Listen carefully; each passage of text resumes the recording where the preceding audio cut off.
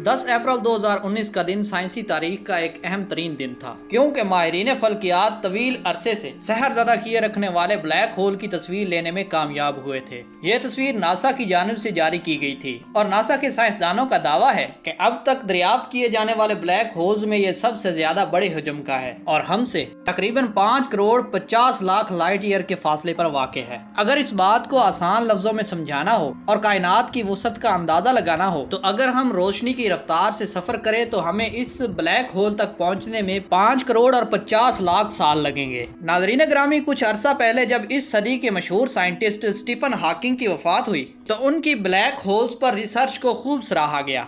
लेकिन क्या आपको मालूम है कि ब्लैक होल दरअसल है क्या? दोस्तों, कभी तो साइंस की दुनिया में इसे दूसरी कायनात में जाने का रास्ता कहा जाता है और कभी मौत का गड्ढा। क्या ये ब्लैक होल वाकई स्याह होते हैं या फिर स्याह पर्दे के पीछे राजों की कोई दुनिया आबाद है? राजगर चैनल के हमारी आज की इस वीडियो का मौजू सिर्फ ब्लैक होल नहीं है, बल्कि आज हम आपको ये भी बताएंगे कि कुरान मजीद फुरकान हमीद की सूरह नजम में ब्लैक होल्स और हजूर अक़दस सल्लल्लाहु अलैहि वसल्लम के मेराज पर जाने का जिक्र किस तरह आया है और सूरह नजम की आयात में जिस बेरी के दरख्त का जिक्र है वो दरअसल ब्लैक होल कैसे है और कैसे वो कायनात से जन्नतुल मावा की तरफ जाने का रास्ता हो सकता है। और उसके साथ साथ आपको बताएंगे कि कैसे मेराज शरीफ हमारे तो ईमान का हिस्सा है, लेकिन गैर मुस्लिम साइंटिस्ट भी ये मानते हैं कि ब्लैक होल से सफर करते हुए आप हो सकता है कि दूसरी कायनात में निकल जाएं।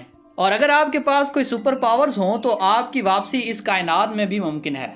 वीडियो में आगे बढ़ने से पहले हमारे नए आने वाले दोस्तों से गुजारिश है कि हमारा चैनल राजगर सब्सक्राइब कर दें। दोस्तों, वीडियो की शुरुआत में हमने आपको बताया कि इस सदी के मशहूर साइंसदान स्टीफन हॉकिंग की जब वफात हुई तो दुनिया भर के साइंसदानों ने उसे ट्रिब्यूट पेश करते हुए कहा कि स्टीफन हॉकिंग की ब्लैक होल पर रिसर्च हकीकत के करीब तरीन है। दोस्तों, आमतौर पर यह ख्याल किया जाता है कि ब्लैक होल्स के अंदर अंधेरा ही अंधेरा है और चूंकि ये शदीद कशिश शकल रखता है तो ये हर चीज को अपने अंदर समो लेता है। इसीलिए साइंसदानों की अक्सरियत इसे मौत के गड़े से तशबीह देती है। लेकिन स्टीफन हॉकिंग का ख्याल है कि जब हम ब्लैक होल के अंदर देख नहीं सकते और हमें मालूम ही नहीं कि अंदर क्या है तो फिर ये कैसे कहा जा सकता है कि ब्लैक होल्स दरअसल मौत के गड़े हैं, जबकि हम ये भी तो तस्वुर रख सकते हैं कि ब्लैक होल्स दूसरी दुनिया में जाने के रास्ते हैं। नाज़रीन ग्रामी, इसी स्टीफन हॉकिंग का कहना था कि ब्लैक होल्स को दूसरी कायनात का दरवाजा कहा जा सकता है। अगर आप ब्लैक होल में दाखिल हो गए हैं तो घबराएं नहीं, बल्कि दूसरी कायनात में दाखिल होने के लिए तैयार हो जाएं। ताहम आपके लिए ये नामुमकिन होगा कि आप वापस इस कायनात में आ जाएं, क्योंकि ब्लैक होल में कशिश शकल इतनी ज्यादा है कि वो पूरे के पूरे सितारे तक निकल जाता है। यहाँ साइंसदानों का मानना ये है कि ब्लैक होल से वापस आने के लिए आपको बेपनाह कुव्वत दरकार होगी जो इसकी कशिश शकल को शिकस्त दे सके। अब इन साइंसदानों की तहकीक के मुताबिक अगर रसूल करीम सल्लल्लाहु अलैहि वसल्लम के सफर मिराज से मुतल्लक सूरह नजम की आयात को सामने रखा जाए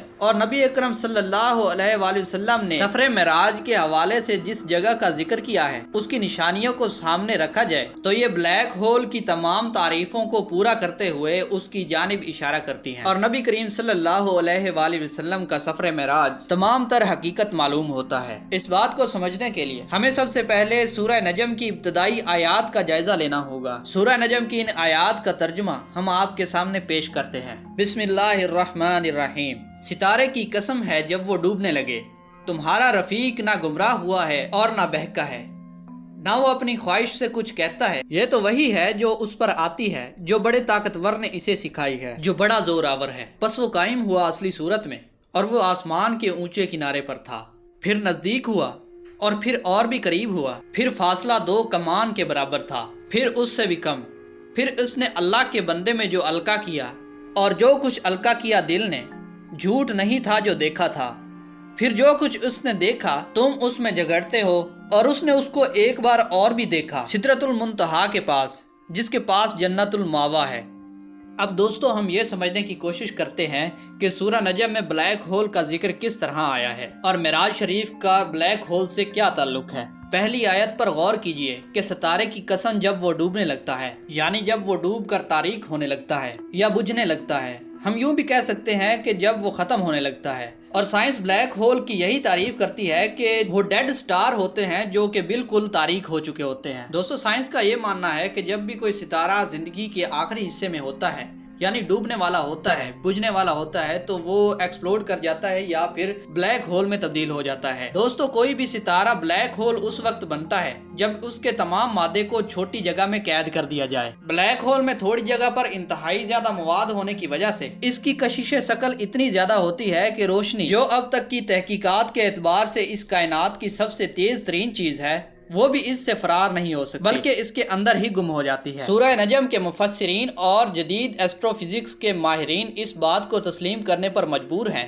کہ نبی اکرم صلی اللہ علیہ وآلہ وسلم نے سفر معراج کے حوالے سے جو نشانیاں بیان فرمائی وہ بالکل درست ہیں، اور قرآن 1400 سال قبل آج کی سائنس سے بہت زیادہ آگے تھا، اور اس نے جدید خلائی تحقیق کے دروازے 1400 سال قبل ہی کھول دیے تھے۔ سائنسدانوں کی تحقیق پر مبنی رپورٹ میں کہا گیا ہے کہ خلا میں موجود بلیک ہولز دراصل دوسری کائنات میں داخلے کے دروازے ہیں۔ یہ بالکل بیری کے مشابہ خلا میں قائم ہے جس کا ابتدائی حصہ انتہائی باریک ہے، یعنی درخت کے تنے کے مشابہ ہوتا ہے اور درخت کے سر کی طرح اس کا سر بنا ہوتا ہے۔ یہ خلا کا سب سے تاریک حصہ ہوتا ہے، اور قرآن نے اس سے متعلق بھی اشارہ دیا تھا کہ اسے عام آنکھ سے نہیں دیکھا جا سکتا۔ اگر گزشتہ واقعات اور حالات کو مد نظر رکھا جائے تو یہ بات سامنے آتی ہے کہ یہ صرف وقت کی بات ہے۔ سائنس پہلے ہی قرآن میں دیے گئے معجزات کی سائنسی تحقیق کے بعد ان کی تصدیق کر چکی ہے۔ دوستو یہ تھی ہماری آج کی ویڈیو۔ مزید ایسی دلچسپ ویڈیوز کے لیے ہمارا چینل رازگھر سبسکرائب کریں۔ ویڈیو پسند آئے تو لائک کریں اور دوستوں سے شیئر کریں۔